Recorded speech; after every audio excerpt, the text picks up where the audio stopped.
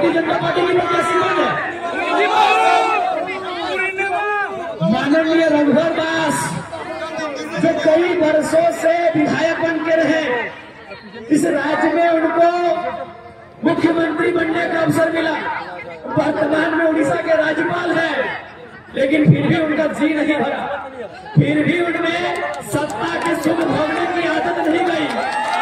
आज उनको टिकट मिला है। बगल में पटना विधानसभा पड़ता है, वहां भी सुने किसी राज परिवार की रानी को टिकट मिला है। अर्जुन मुंडा जी, बाप रे बाप, अर्जुन मुंडा झारखंड राज्य के शायद दूसरे मुख्यमंत्री, केंद्र में दिल्ली में जाके मंत्री रहे, मोदी जी के साथ, मोदी जी और अमित शाह के साथ मंत्री बनकर रहे, फिर भी उनका पेट नहीं भरा, अपनी बीवी को चुनाव लड़ाए हैं। चंपई चाचा, कोल्हान टाइगर के नाम से मशहूर चंपई चाचा,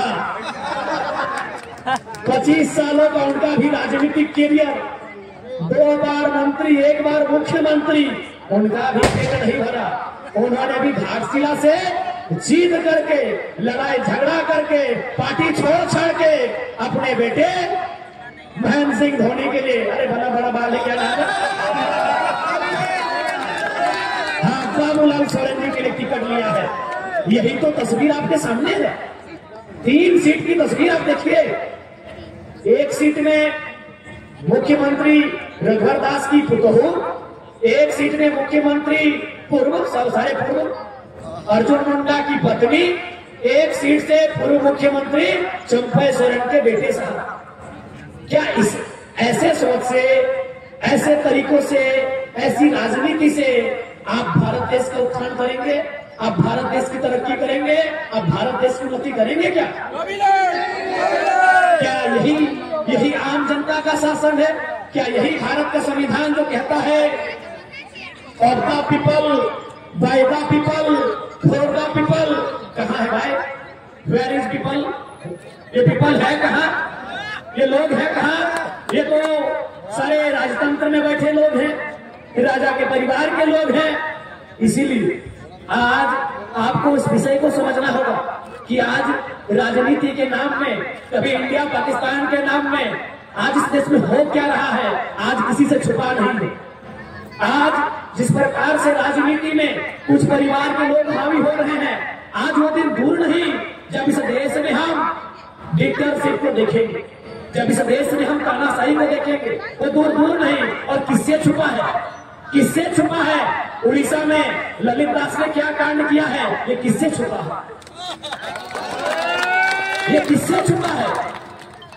ये राजतंत्र नहीं तो क्या है कि एक राजा का बेटा मनमानी करता है। आज वो बड़े बड़े अफसरों को जूता चाटने को कहता है, कल को आपकी बहु बेटियों की इज्जत के साथ खिलवाड़ कर सकता है कोई भी। ये राजतंत्र नहीं तो क्या है? आज भारतीय जनता पार्टी जो दुनिया की सबसे बड़ी पार्टी होने का दावा करती है, अरे कैसे आप दावा करते हैं? आप तो राजतंत्र के धरोहर है, आप तो राजतंत्र की ओर भारत देश को लेके जा रहे हैं। आप दुनिया की बड़ी पार्टी कहते हैं और आपके पास प्रत्याशी नहीं मिल रहे। आज देखिए, एक 29 साल का लड़का और इस भीड़ से मैंने एक ऐसे समाज के बेटे को टिकट दिया है जिससे लोग नजरअंदाज कर देते हैं। आज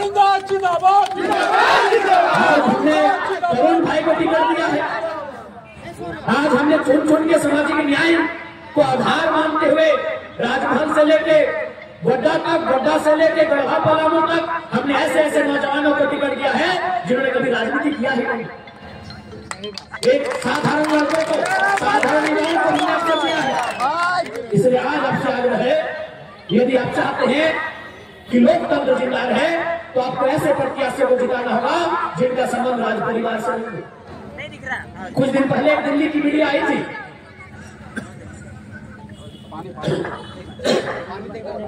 कुछ दिन पहले एक दिल्ली की मीडिया आई थी, नारा रहेगा अपना जय माता जिंदाबाद, जय माता जिंदाबाद, जय माता जिंदाबाद, दिल्ली की मीडिया ने हमसे पहला सवाल यही किया कि झारखंड में 2 नाम ट्रेंड कर रहे हैं, पहला नाम है जयराम कुमार महतो और दूसरा नाम है कल्पना सोरेन। इस पे आप क्या कहेंगे? तो हमने एक ही लाइन कहा, देखिए सर, आप कल्पना जी को देवी कहिए, हमें दुख नहीं है। आप उनको रानी महारानी से सुशोभित कीजिए, हमें तकलीफ नहीं है। लेकिन आप जयराम महतो की तुलना कैसे कर सकते हैं? कल्पना सोरेन इसीलिए राजनीति में हाईलाइट हुई क्योंकि वो शिबू सोरेन की पुतहू है और हेमंत सोरेन की पत्नी है। आज यहाँ हमारी सैकड़ों बहनें बैठी हैं। आज इस भीड़ में हमारी सैकड़ों बहनें बैठी हैं जो 25 साल, 27 साल, 22 साल, 24 साल की हैं। इन एक भी बहन हमें आके बताए कि कल्पना सोरेन के विधायक बनने से आप मोटिवेट हुए हैं, आप इंस्पायर्ड हुए हैं कि हम भी विधायक बन सकते हैं। एक भी नहीं, क्योंकि आपको भी मालूम है कल्पना के बाद उनकी बेटी को मौका मिला। यहाँ हजारों बहनें बैठी हैं, मीडिया वाले पूछिए कि कल्पना सोरेन के विधायक बनने से कितनी बालिकाओं ने, कितनी लड़कियों ने ये अपने आप को मोटिवेट किया अंदर से कि हम भी विधायक बन सकते हैं। एक भी नहीं, क्योंकि उनको मालूम है कल्पना के बाद उनकी बेटी जैसे सीता के बाद उनकी बेटी तैयारी कर रही है, इनको मालूम है। लेकिन जयराम महतो के राजनीति में कदम रखते ही, जयराम महतो एक गांव का लड़का, एक गरीब किसान परिवार का लड़का, राजनीति में कदम रखते ही झारखंड राज्य के हजार युवाओं ने सपना देखना शुरू किया कि हम भी विधायक बन सकते हैं।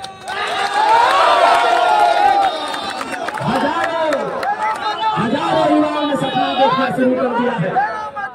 कल्पना सोरेन के जीतने से एक भी लड़की ने हिम्मत नहीं जुटाया हम विधायक बनेंगे।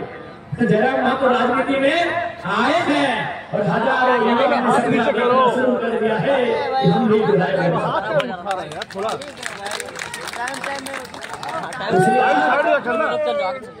हमें आगे चल जा सामाजिक न्याय को आधार मान के यहाँ तक आए हैं।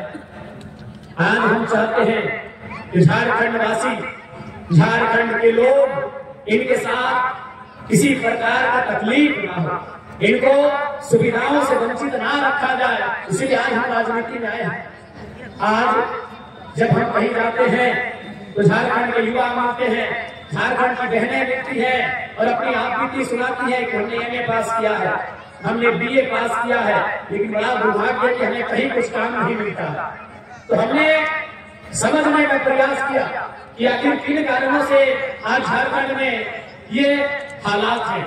तो ज्यादा नहीं, कारण यही है, झारखंड राज्य जिस राज्य में कोयला मिलता है, जिस राज्य में आयरन मिलता है, जिस राज्य में ब्रोमाइट, बॉक्साइट मिलता है, जिस राज्य में यूरेनियम, थोरियम मिलता है, जिस राज्य में माइका मिलता है, जिस राज्य में 75 किस्म के मिनरल्स पाए जाते हो।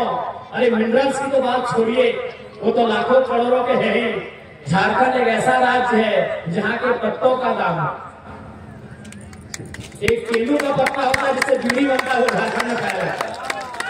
एक चुनरू का पत्ता होता है जिससे घोंग बनता है, जब महिलाएं धान लगाती है उसको ओढ़ती है बारिश में, भीगने से बचने के लिए अपने ओढ़ती है, तो झारखंड के जंगलों में पाया जाता है। उन पत्तों का दाम है। हम कोयले की कभी बात ही नहीं कर रहे, हम तो लोहे की बात ही नहीं कर रहे हैं। हमारे राज्य में पत्तों का मूल्य मिलता है, हमारे राज्य में पत्थरों का मूल्य मिलता है, हमारे राज्य में बालू का मूल्य मिलता है। इतना सुंदर और संपन्न राज्य है, लेकिन कारण क्या है? बस एक ही वो कारण है, किसी की लाचारी और बेबसी का कारण यही है कि कुछ लोग जरूरत से ज्यादा अमीर। अगर झारखंड की जनता सुविधा में नहीं है तो कुछ लोग जरूरत से ज्यादा अमीर हैं, जिनके पास 10,000 करोड़ की संपत्ति है, 15,000 करोड़ की संपत्ति है, 20,000 करोड़ की संपत्ति है, और उनका नाम आप सुनना चाहते हैं, सुन लें, अर्जुन मुंडा जैसे लोग हैं, वो चंपे सोरेन जैसे लोग हैं। सही बात है।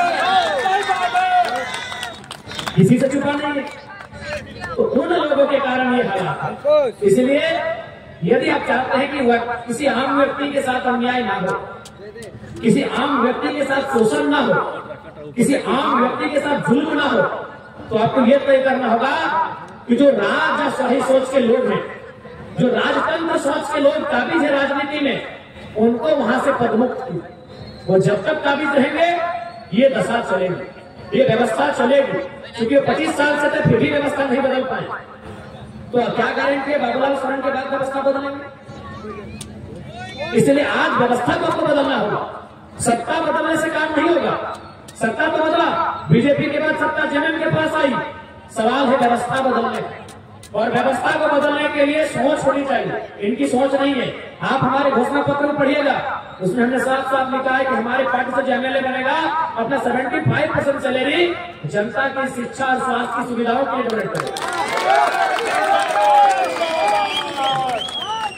हमने ये भी कहा है कि हमारी पार्टी से कोई चुनाव जीतेगा, जैसे तरुण भैया जमशेदपुर के हैं, लेकिन यदि भविष्य में हमारे आने से पहले इनका क्या स्टेटस है वो मायने नहीं है, लेकिन हमारे राजनीतिक संगठन में आने के बाद ये जमशेदपुर से है और भविष्य में अगर धनबाद में जाकर अपना आशियाना बनाते हैं, 1 इंच भी जमीन खरीदते हैं, तो अगले बार ये चुनाव में हमारी तरफ से नहीं लड़ेंगे। ऐसे नहीं बदलेगा देश, ऐसे राज्य नहीं बदलेगा जब तक आप अपने आप को नहीं बदलेंगे। कैसे बदलेगा भाई?